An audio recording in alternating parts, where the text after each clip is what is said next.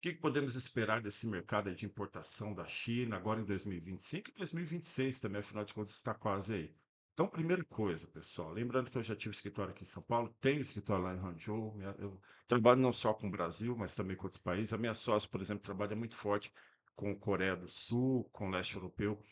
Então, assim, primeira coisa, né, pessoal, é conflito. Conflito, independente do tarifaço do Trump, isso daí pode passar rápido, mas conflito sempre é ruim para o mercado. Principalmente quando a gente fala de conflito, na maioria das vezes estamos pegando ali qualquer coisa próxima ao Oriente Médio, como a Índia, né, nesse caso aqui com Índia e Paquistão, que não é necessariamente Oriente Médio, mas também é um grande produtor de petróleo. Então é o seguinte, petróleo e plástico, né?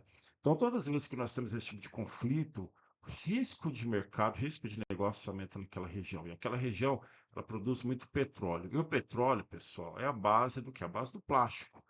Petróleo sobe, sobe diretamente combustível, sobe inclusive preço de frete, dependendo, a gente pode ter reajuste em frete marítimo, em frete aéreo. Mas, além disso, a matéria-prima também encarece, porque o plástico hoje está presente em tudo. Tudo, tudo, absolutamente tudo. Se ele não estiver ali na composição principal, como é o caso de alguns itens de embalagem, ele vai estar ali ao redor, não é? Ele vai estar ali na cadeia produtiva, ou então na embalagem, no packing, tudo. Então, quando nós temos esse tipo de impacto, a gente deve esperar aí, dependendo, uma certa mudança no mercado, certo aumento. Então, é sempre isso que nós vamos ficar de olho.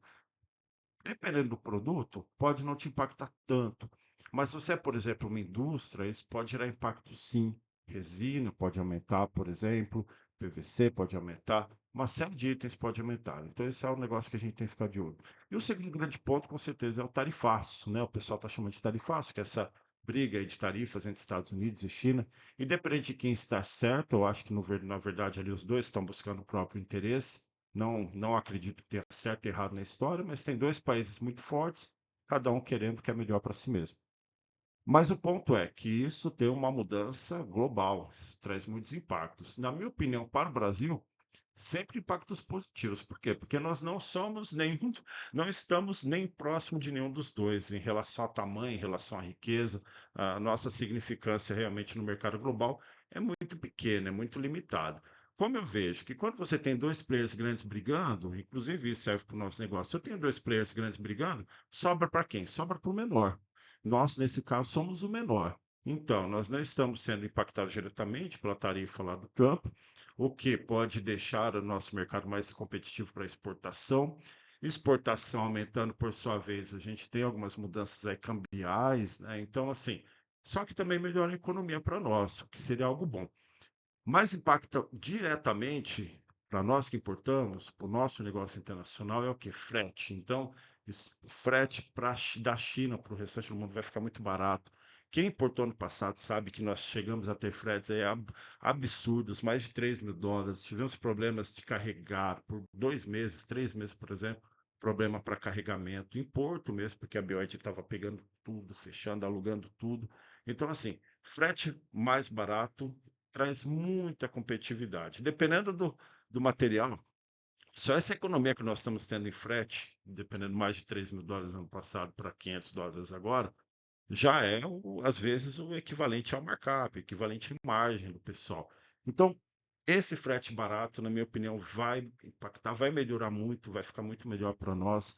Em contrapartida ao frete barato, que torna a importação empresarial melhor, mais competitiva, nós estamos tendo, falando aqui do mercado brasileiro, toda essa dificuldade agora em relação ao pessoal de dropship, em relação a essa parte de enviar material, produto diretamente de AliExpress, Shopee e tudo mais. Eu vou dar um caso recente, aliás, todo mundo que a gente conversa que teve alguma comprinha, alguma coisa do tipo, aí que passou pelo trâmite comum, tem tido problema ultimamente. Eu mesmo tentei, como meu filho joga beisebol, tentei comprar um taco lá para ele, porque é muito mais barato comprar de lá.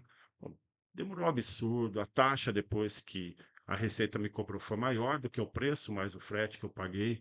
Recorri, inclusive, mas ainda tive que pagar um valor lá. Então, assim, não vale a pena. Não tem valido a pena para muita gente. E isso, novamente, a importação informal ficando mais difícil, a importação formal cresce. É o caso do celular. Até alguns anos atrás, trazer, importar, comprar diretamente da China, poxa, valia muito pena, muita pena mesmo.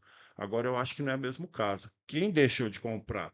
nessas operações lá de fora, agora está comprando aqui no Brasil. Quem está trazendo isso dentro do mercado, dentro da importação formal, sai ganhando. Então, assim, são muitos efeitos, na minha opinião, que realmente vai beneficiar. Agora, tem um outro ponto, né? Um outro ponto ruim disso tudo.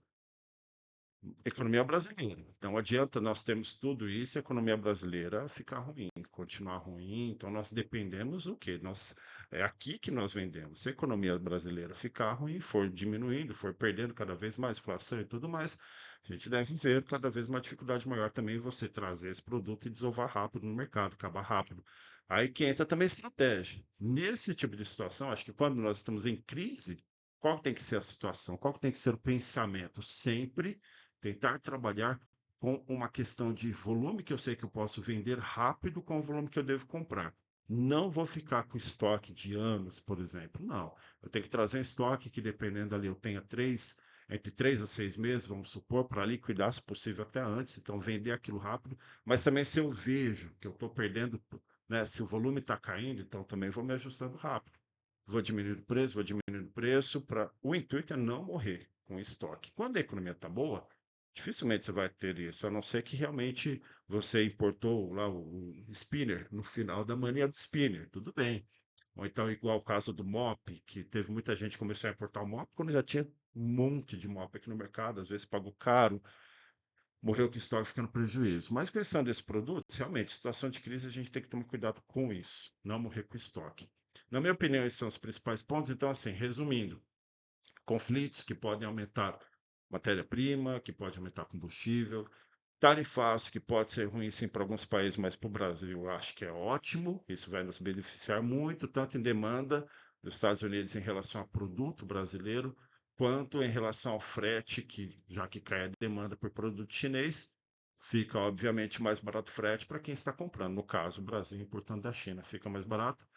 Mas o que eu falei também de último ponto é o que? Essa questão realmente da economia, que uma economia mais parada, uma economia não tão boa, a gente tem que tomar cuidado para não morrer com estoque. Então, sempre muito assertivo em relação.